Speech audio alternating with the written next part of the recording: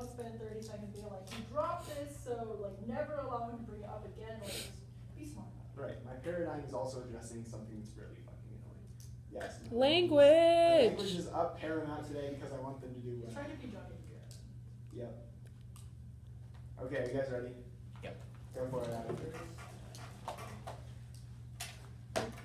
They know time's okay. Yes. Judge is ready. All of you. Yep. iPad, are you ready? Yes. iPad's ready. Yay. You need Siri to say yes for you. Hey, Siri, say yes. Guys, this is serious. Yes. Okay, like legit round starts now. Serious. Okay.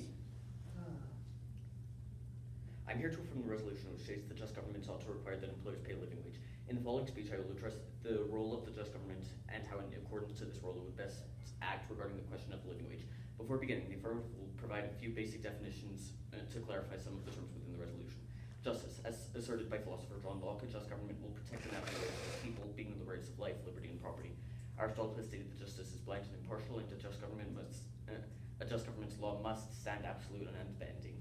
Living wage, a salary suitable for a household to provide for all basic necessities. The living wage may vary from place to place and time to time. The role of the government, as stated by John Locke, is protecting the rights of life, liberty, and property. Such role is best carried out by the government as a third-party actor which determines the backbone of a society with these rights and their protection in mind. To protect the right to life, a government may pass legislation which outlaws murder and establishes punishment for transgressors. To protect liberty, a government may establish the right for citizens to vote for their leaders. To protect property, a government can outlaw theft and issue punishments for transgressors. A just government is that which can provide these most basic rights for all of its people, and the government which is most just is that which protects these rights most adequately.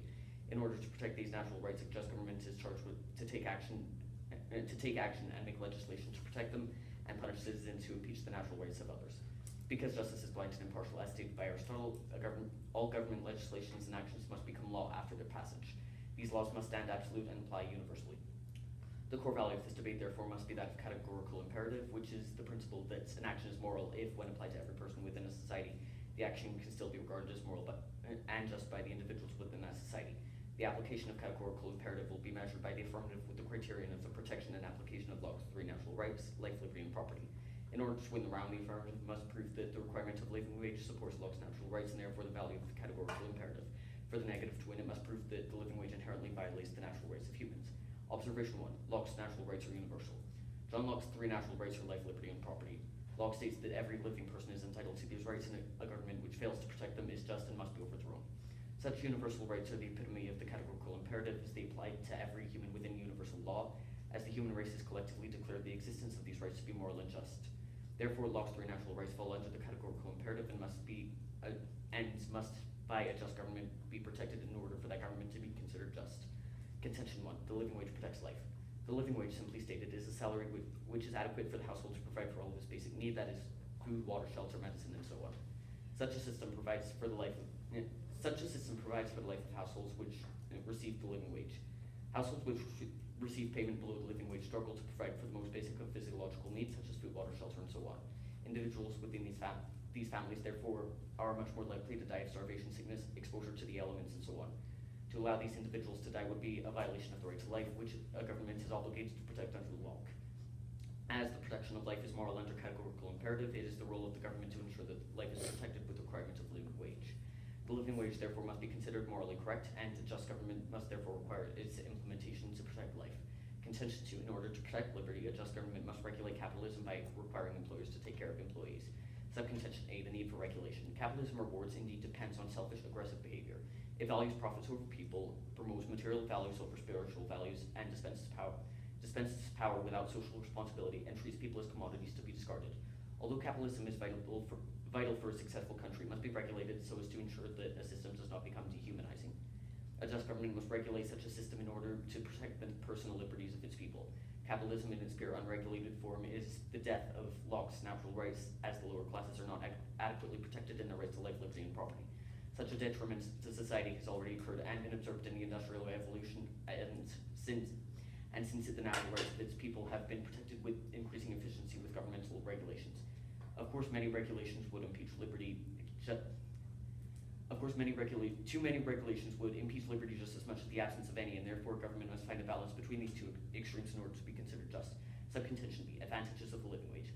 The requirement of living wage fits perfectly into this regulated sweet spot in which the government must implement into society. Living wages protect all three of Locke's natural rights. As stated previously, it protects the right to life.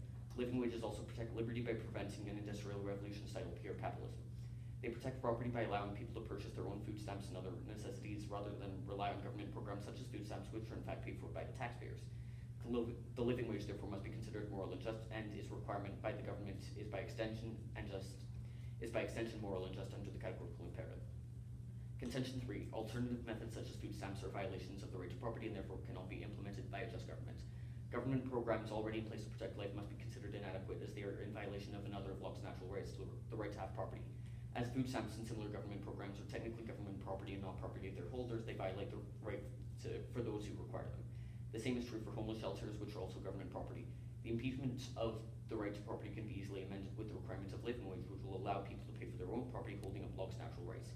Furthermore, government programs such as food stamps and homeless shelters are paid for by the taxpayers of a society, and this money does not simply appear out of thin air.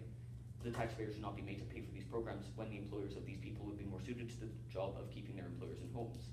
The living wage requirement will make it so that employers pay more for their employees to be kept in a home with sufficient food so that the taxpayers don't have to take on the burden. For these reasons, I see no other option than an affirmative ballot in today's debate on the grounds of the categorical imperative as core value measured by the upholding of Locke's natural rights. Therefore, the only means to achieve solvency is to affirm. Thank you.